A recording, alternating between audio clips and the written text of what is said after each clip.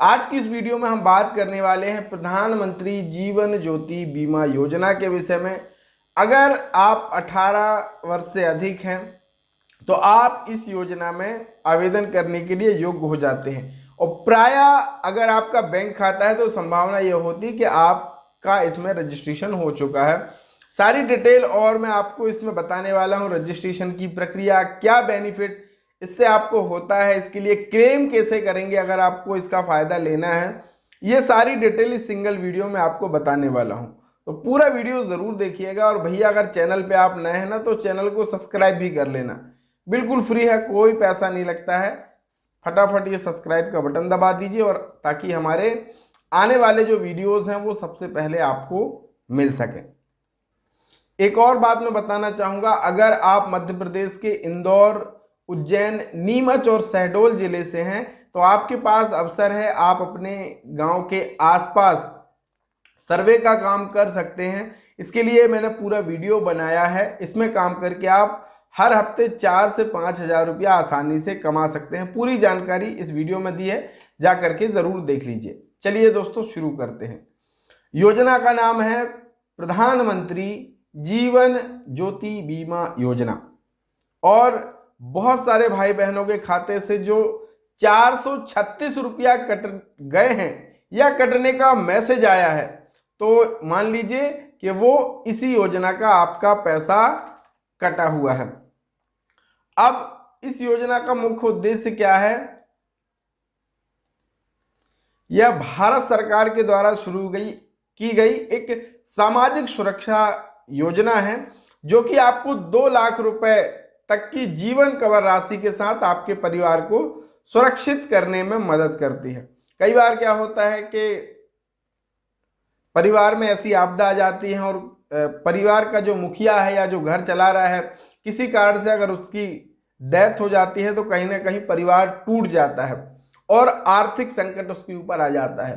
तो इसी उद्देश्य से ये एक सामाजिक सुरक्षा स्कीम लॉन्च की गई और इसमें जिसका बीमा होता है उसका 2 लाख रुपए तक का जीवन बीमा उसको दिया जाता है कि अगर उसका किसी भी कारण से, ध्यान रखें, इस योजना में किसी भी कारण से मृत्यु होने पर जीवन बीमा जो धारक है, जिसने ये पॉलिसी ली है एक प्रकार से, या जिसने इस योजना के भीतर रजिस्ट्रेशन कराया है, उसको 2 लाख रुपए तक मिलता है।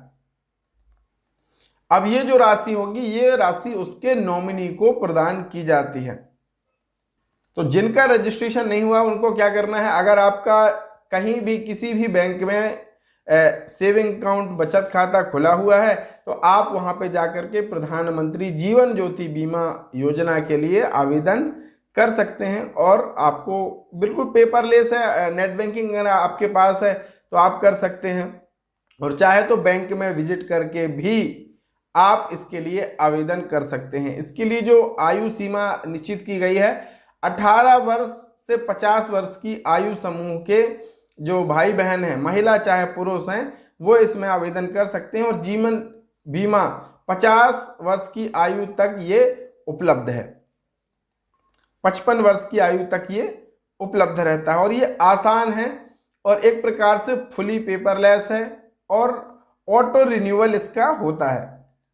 अब बहुत सारे भाई बहनों के खाते से जो 436 रुपया कटता है, वो समझ लीजिए कि यह जो कवर होता है 1 जून से 31 मई तक के लिए होता है, यानी 1 वर्ष के लिए होता है, जिसके लिए निर्धारित प्रारूप में बचत बैंक खाते से ऑटो डेबिट द्वारा शामिल होने का विकल्प आपसे लिया जाता है और प्रत्येक वर्ष की 31 मई तक देना होता है। तो बहुत सारे भाई बहनों के पास मैसेज आया, क्योंकि ऑटो डेबिट का ऑप्शन है, तो मैसेज आया कि भाई आप अपने खाते में 436 रुपया बना करके रखें, क्योंकि ये प्रीमियम आपका कटने वाला है। अगर आपका ज्वाइंट अकाउंट है तो प्रत्येक खाता धारक जीवन बीमा जो ये पॉलिसी है, वो अलग अलग प्रीमियम का भुगतान करके 2 लाख रुपए का अलग अलग कवर ले सकता है। देखिए, इसमें 436 रुपया लगता है, जिसमें से जो इंश्योरेंस कंपनी है उसको 395 रुपया जाता है, 30 रुपया कमीशन जाता है।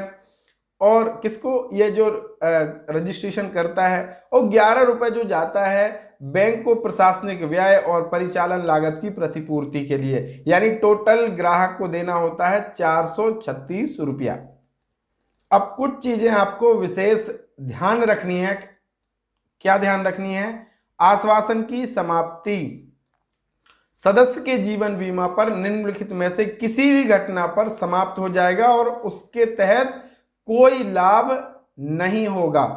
55 वर्ष की आयु प्राप्त करने पर जन्मदिन के निकट की आयु उस तिथि तक वार्षिक नवीनीकरण के अधीन, हालांकि 50 वर्ष की आयु तक प्रवेश संभव नहीं होगा।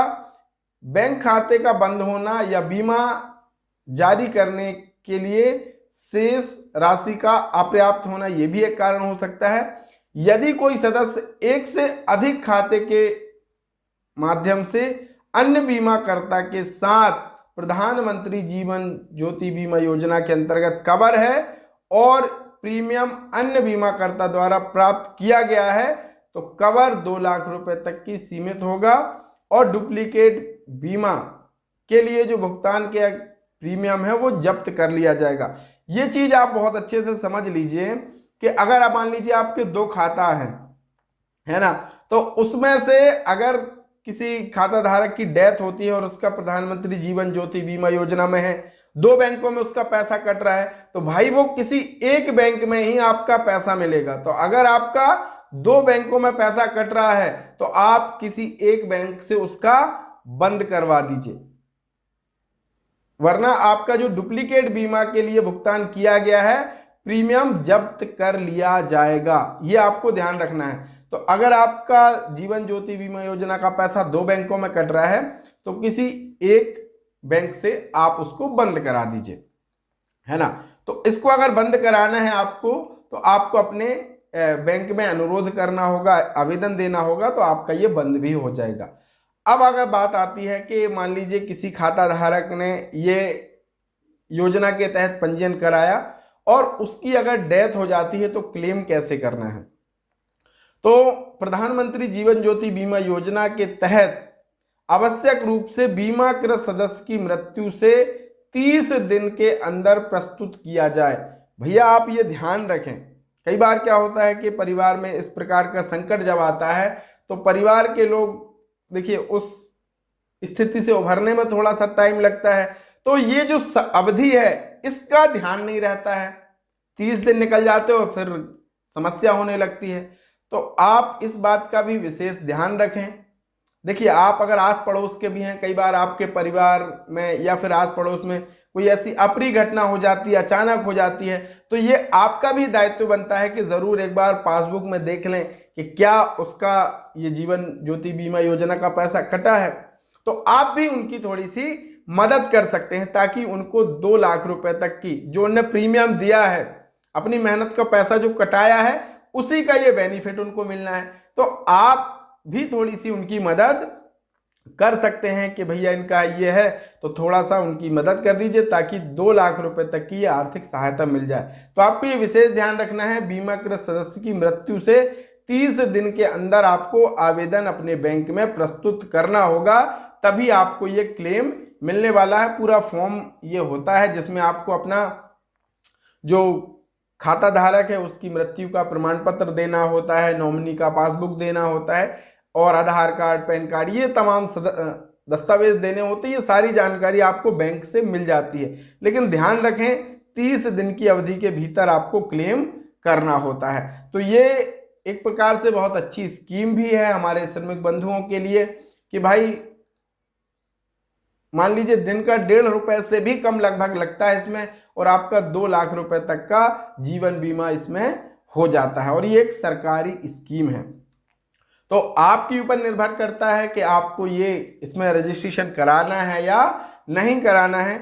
ये वीडियो कैसा लगा जरूर कमेंट में बताइएगा। मिलेंगे एक ऐसे ही नई वीडियो, नई जानकारी के साथ, तब तक के लिए बहुत बहुत धन्यवाद। जय राम जी की।